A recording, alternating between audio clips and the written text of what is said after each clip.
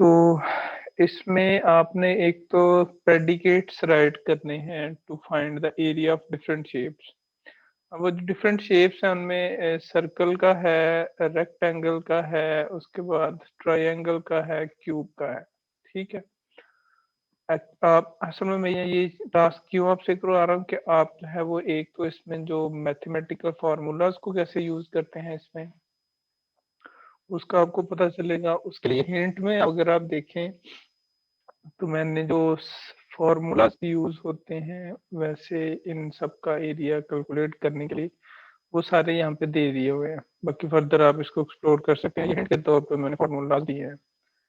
उसके बाद जो दूसरा है उसमें क्या करना है आपने कि write a predicates one converts centigrade temperature to Fahrenheit, the other check if temperature is below freezing. यानी एक तो आप उसको टेम्परेचर पुट करें सेंटीग्रेड में।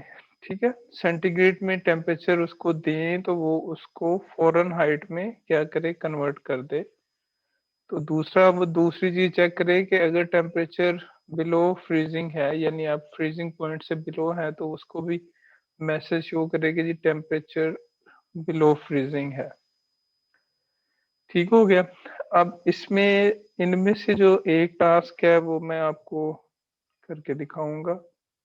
और मैंने ये जो रेक्टेंगल वाला है इसको चूज किया है जिसकी मैं आपको यहाँ पे सिमुलेशन करके दिखाऊंगा कि इसमें कैसे करना है। एक तो इसमें वो प्रीवियस चीज है कि आपने फॉर्मूलाज कैसे यूज करने हैं ये आपको क्लियर होगा।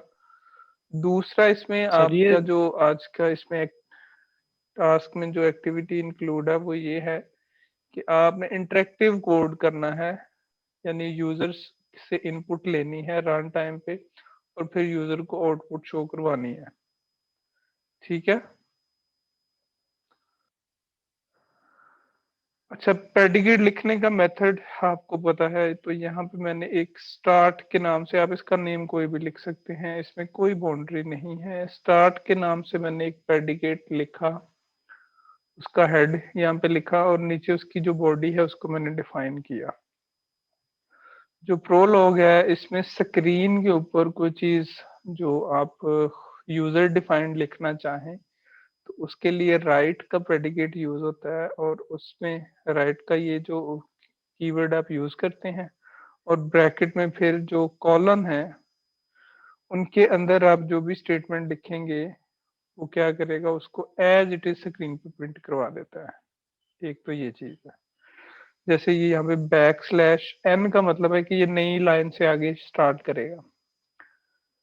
अच्छा, यहाँ पे हमने लिखा, यूजर को मैसेज शो करवाया कि एंटर लेंथ ऑफ रेक्टेंगल। जो रेक्टेंगल होती है ना उसका एरिया कैलकुलेट करने का ये लेंथ मल्टीप्लाई बाय विड्थ या फिर डेप्थ हाइट इस तरह का वो चेंज हो सकता है, लेकिन इसमें लेंथ मल्टीप्लाई बाय हाइट उसकी जो है उसको मल्टीप्लाई कर दें तो वो उसका निकल आता है। मैथमेटिकल तो ये सिंपल सा फॉर्मूला है। अच्छा, अब ये करने के बाद यूजर से इनपुट लेने के लिए इसमें जो यूज होता है उसको हम लिखते हैं रीड और ब्रैकेट में आगे फिर एक वेरिएबल हम ले लेते हैं कोई भी। यहाँ पे हमने एल ले लिया लेंथ के लिए। अब वो यूजर से प्रॉम्प्ट करेगा यूजर को कि वो उसको एक इनपुट के तौर पे नंबर दे। यूजर को वो नंबर इनपुट करेगा और करने के बाद वो क्या करेगा कि उसको सेव कर लेगा। सेकंड फिर हम उसको मैसेज शो करवाएंगे कि एंटर ब्रेथ ऑफ रेक्टेंगल। तो वो उसकी जो ब्रेथ है वो भी क्या करे, एंटर कर दे और उसको हमने एक वेरिएबल एच में स्टोर करवा लिया। यहाँ पे मैंने डिफाइन कर दिया कि जो एरिया है इसको मैंने A1 से डिनोट कर लिया या एक वेरिएबल ले लिया एरिया के लिए और उसको मैंने कहा कि A1 है और उसको मैंने कहा कि A1 is length multiply by height या विड्थ हो सकता है या फिर ये ब्रेड्थ हो सकता है। उसको मल्टीप्लाई कर दिया और साथ में मैंने मैसेज लिखा कि right area of rectangle is, यानी वो एरिया ऑफ रेक्टेंगल इज जो है वो बता दे कैसे, किस में बता दे। साथ में मैंने नीचे एक और राइट का लिखा और उसमें मैंने ये जो A1 का यहाँ पे मैंने वेरिएबल बनाया था उसको कॉल कर लिया। यानी इसमें जो भी वैल्यू है वो यहाँ पे प्रिंट कर देगा और हमारे पास ये एरिया आ जाएगा रेक्टेंगल का। ठीक हो गया।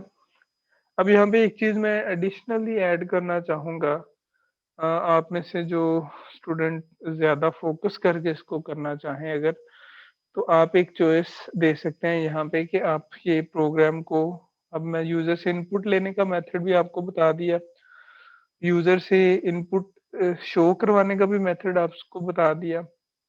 तो इसमें कुछ ऐसा अगर आप कर लें तो वो एक एडिशनल वर्क कंसिडर होगा कि आप यूजर से चॉइस ले लें, आप सारे बता दें उससे कि एरिया कैलकुलेट करना है या सर्कल का करना है या रेक्टेंगल का करना है या क्यूब का करना है या किसी और का करना है। तो उससे कहेंगे वो चॉइस अपने पुट करे, 1 2 3 4 5 6 7, कोई भी चॉइस वो पुट करे तो उस चॉइस के अकॉर्डिंगली वो जो एरिया है किसी जिस चीज का वो को कैलकुलेट करके दे दे। ये एडिशनल आप समझ लें इसको, लेकिन ये अगर आप करें तो that will be very good कि आप उसको डिफरेंट मैसेजेस शो करवा दें कि आपने चॉइस कौन सा किस चीज का एरिया कैलकुलेट करना है। आप इन सबको एक ही प्रोग्राम में कर सकते हैं। वो अब आपने देखना है कि इसको कैसे आप परफॉर्म कर सकते हैं। ठीक है। और सिंपल मैं एक और चीज आपको बताना चाहूंगा कि अगर आपको किसी चीज में इसमें किसी पैरामीटर में या आर्गुमेंट में कोई मसला हो तो जो प्रोलॉग है SWI इसकी डॉक्यूमेंटेशन में भी आपको बहुत सी चीजें मिल जाएंगी। यहाँ पे तो कुछ जो करने का मेथड है मैंने स्ट्रेट फॉरवर्ड आपको बता दिया लेकिन एडिशनल देखना चाहे तो आपको वहां पे वो चीजें मिल जाएंगी। यहाँ पे मैंने इसको एंडल कर दिया और करने के बाद इसको मैंने कर दिया सेव। ठीक है। और एरिया डॉट पीएल के नाम से मैंने ये फाइल सेव की है। ठीक है। अब इसको अगर हम एग्जीक्यूट करना चाहें तो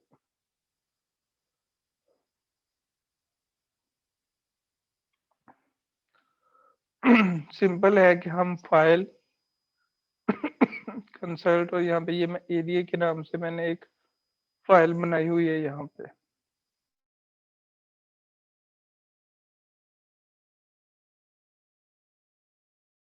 ठीक है। अच्छा जी, यहाँ पे इसने इसको कंपाइल कर लिया, इसने कंसल्ट कर लिया और इसमें कोई एरर नहीं आया। ठीक है। अब हम ये रेडी है कि हम इसे क्यूरी करें। ठीक है। तो अब यहाँ पे हम क्यूरी कर सकते हैं। अब आपको पता है कि क्यूरी करने से पहले हमने जो, जैसे आप होता है ना C++ या जावा में कोई कोड लिखते हैं तो उसका लेट्स सपोज जो मेन है उसको कॉल करते हैं तो वो फिर सारा जो कोड है वो कॉल हो जाता है। ठीक है। पूरा कोड कॉल हो जाता है। तो यहाँ पे हमने जो स्टार्ट के नाम से प्रेडिकेट बनाया हुआ है तो हम लिखेंगे स्टार्ट और उसको डॉट कर देंगे। अब अगर हम एंटर प्रेस करेंगे तो ये हमारा कोड जो है उसको एग्जीक्यूट कर देगा। ये देखिए मैंने स्टार्ट प्रेस किया, साथ में डॉट लगाया तो ये हमारा जो कोड है वो एग्जीक्यूट होना स्टार्ट हो गया है।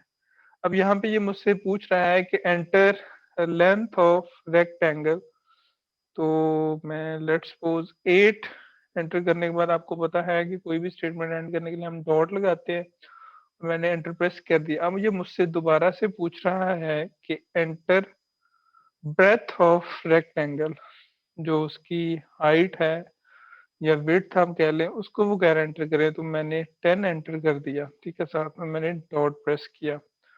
जैसे ही मैं एंटर प्रेस करूंगा तो ये क्या करेगा, मुझे इसका एरिया निकाल के इसने दे दिया है और इसमें वो एरिया ऑफ रेक्टेंगल इज 80। इसके साथ आगे भी कोई यूनिट लिखना चाहे, आप कुछ भी लिखना चाहें तो आप राइट की स्टेटमेंट यूज करते हुए वो लिख सकते हैं। ठीक है। अगर यहाँ पे ये दोनों चीजें मैं एक ही स्क्रीन पे आपको शो करूं तो ये हमारा कोड था इतना, और ये हमने इसको क्यूरीज की और ये हमें कैलकुलेट इसने करके दे दिया एरिया ऑफ रेक्टेंगल इज 80। अब यूजर से इनपुट लेने का और उसको आउटपुट के स्क्रीन पे शो करवाने का मेथड भी यहाँ पे मैंने बता दिया। अब इसको डिफरेंट वे से अब आप यूज कर सकते हैं।